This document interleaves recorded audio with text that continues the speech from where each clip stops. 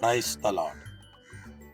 கிறிஸ்துவுக்குள் எனக்கு மிகவும் பிரியமானவர்களே, ஆண்டவர் இயேசுவின் நாமத்தினாலே உங்களுக்கு மிகுந்த சமாதானம் என்று நான் உங்களை வாழ்த்துகிறேன்.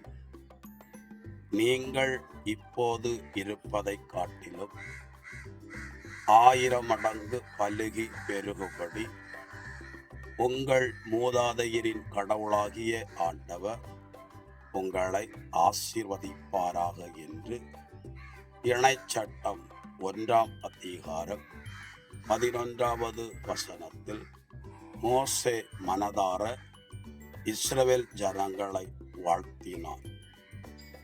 ஆண்டவராகிய தேவன் அதே வசனத்தின்படி உங்களையும் நடத்திட நானும் உங்களை மனதார வாழ்த்துகிறேன்.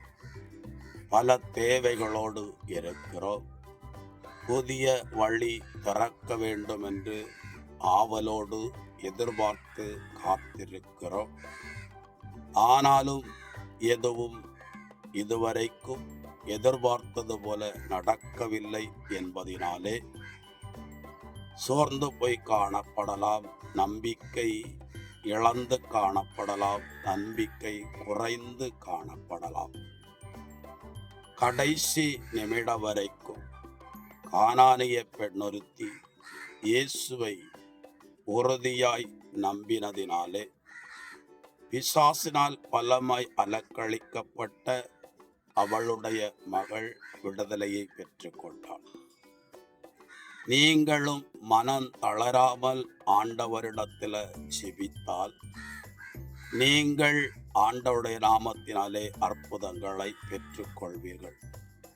இந்த காலத்தில் நமக்கு தேவையான ஒன்று, மரியாளை போல நல்ல பங்கை தெரிந்து கொள்ள வேண்டும்.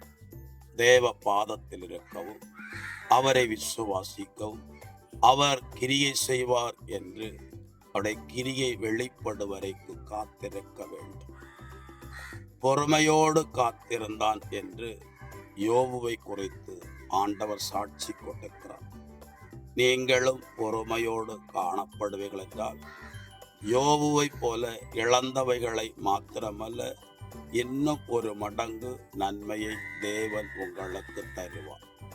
தேவனிடத்தில் விசுவாசம் உள்ளவர்களாயிருங்கள், நம்பிக்கையை விட்டுவிடாது என்று எவீரை பார்த்து சொன்ன ஆண்டவர் உங்களை பார்த்து நம்பிக்கை இழக்காமல் இருங்கள் என்று சொல்கிறார். கர்த்தர் அற்புதங்களை செய்வது நிச்சயம்.